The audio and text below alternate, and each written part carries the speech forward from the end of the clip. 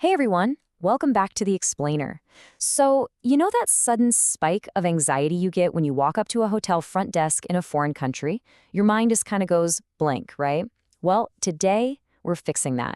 We are going to master the real world English you need to book a room smoothly and confidently. Whether you're traveling for business, planning a dream vacation, or just want to feel completely bulletproof the next time you walk up to a reception desk, anywhere in the world, you absolutely need a reliable toolkit. And this isn't just about memorizing random words, it's about getting the rhythm of a polite, effective transaction down perfectly. So let's get right into it. All right, quick look at our game plan for today. We're going to start by checking out a real-world hotel conversation, then unpack the essential vocabulary, look at the grammar of politeness, do a little translation practice, and finally, it's going to be your turn to speak. Okay, part one, checking in, the conversation. Let's look at an immersive hotel scenario. So we start with our customer, John Smith. He walks up and makes his initial request. He says, "Good morning, I would like to book a room." Notice what he doesn't do. He doesn't just blurt out, "Give me a room." He starts with a warm greeting to set the tone and follows up with a crystal clear, incredibly polite request. And the manager, right on cue, responds with top-tier service. They say, "Good morning, sir. Certainly. How many nights would you like to stay?" This is great because the manager instantly mirrors that polite greeting, confirms the request with a simple "certainly," and then immediately asks the logical next question to keep the whole process moving. "I would like to stay for 3 nights. I would like a single room, please." See how efficient this is? He gives all the necessary details. 3 nights, single room, but he keeps that polite tone locked in. And throwing that "please" at the very end, honestly, is a tiny word, but it goes a really long way in spoken English. To wrap up the initial booking, the manager says, "Certainly. May I have your name, please?" and follows up with, "May I see your ID, please?" Now, asking for personal documents can sometimes feel a bit, intrusive. But that is exactly why the manager uses such careful, respectful language. It softens the whole interaction. Moving right along to part 2, essential hotel vocabulary, the building blocks. Let's pull back the curtain a bit here. The crucial point is understanding the foundational words that actually make this exchange possible. Think of them as your raw materials.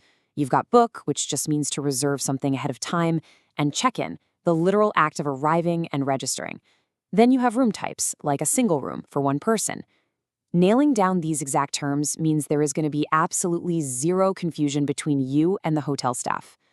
All right, part 3, the grammar of politeness, the how of good service. So we've got our vocabulary words, but words alone aren't quite enough. We need the grammar to string them together properly. Think of this grammar as your cultural tool for politeness. Take our first one, I would like. Instead of demanding things, I want a room or give me water, saying I would like instantly elevates your English. It immediately signals respect to the person helping you. You can literally use it for almost anything in hospitality. I would like a room, I would like to stay for 2 nights, or I would like some breakfast. It's a lifesaver. On the flip side of that, if you're the one offering a service or asking a question, framing it as, would you like, is perfect. It anticipates the other person's needs beautifully. Like the manager asking, would you like a single room? Or, would you like some tea? It just makes the customer feel totally valued and taken care of. And finally, the gold standard for polite inquiries, may I. We use this to ask for permission politely. When a manager needs your personal info, may I softens what could sound like a blunt command like, give me your ID, into a highly professional, respectful request.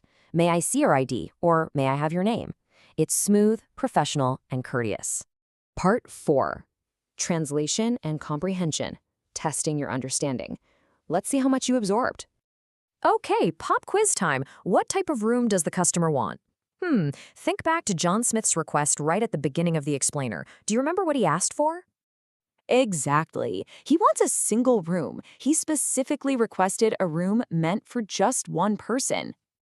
Let's try another one to really solidify those active listening skills. How many nights will he stay? Try to recall the duration of his trip. Nailed it. He will stay for 3 nights. If you got both of those right, your listening comprehension is seriously in great shape. Now, let's look at bilingual bridging for a second, especially for our learners coming from Hindi. It's really fascinating how mapping your native intent structurally transforms into English. A standard statement of need in Hindi seamlessly maps over to that polite, "I would like to book a room" in English. Recognizing this structural swap, that's your secret weapon to sounding natural. And the exact same thing happens with the manager's request. The desire to respectfully ask for permission in Hindi translates perfectly into our English "may I" grammar tool. May I see your ID? It's all about keeping that core thread of respect intact across the language barrier. All right, part 5, your turn to speak, putting it into practice. We've done all the heavy lifting, analyzing the mechanics of this conversation, but now it is your turn to step up and actively apply it. Seriously, grab a friend or a partner, assign your roles. One of you is the hotel manager, the other is the customer, and literally walk through these conversational steps. Read the lines out loud. Get a feel for the actual rhythm of saying, "I would like" and "would you like." Speaking it out loud is a totally different ballgame than just reading it silently in your head. And hey, as you're practicing, I really want you to remember this absolutely crucial takeaway. Don't be afraid of making mistakes. Every mistake is a step toward improvement. If you're practicing speaking English every single day, you have to embrace those little stumbles. They are not failures. They're literal proof that you're stretching your limits and actually getting better. So, I'll leave you with this final thought to chew on. Now that you've got the vocabulary, the grammar of politeness, and the entire conversational toolkit to book a room anywhere in the world, what new English scenario are you going to master next?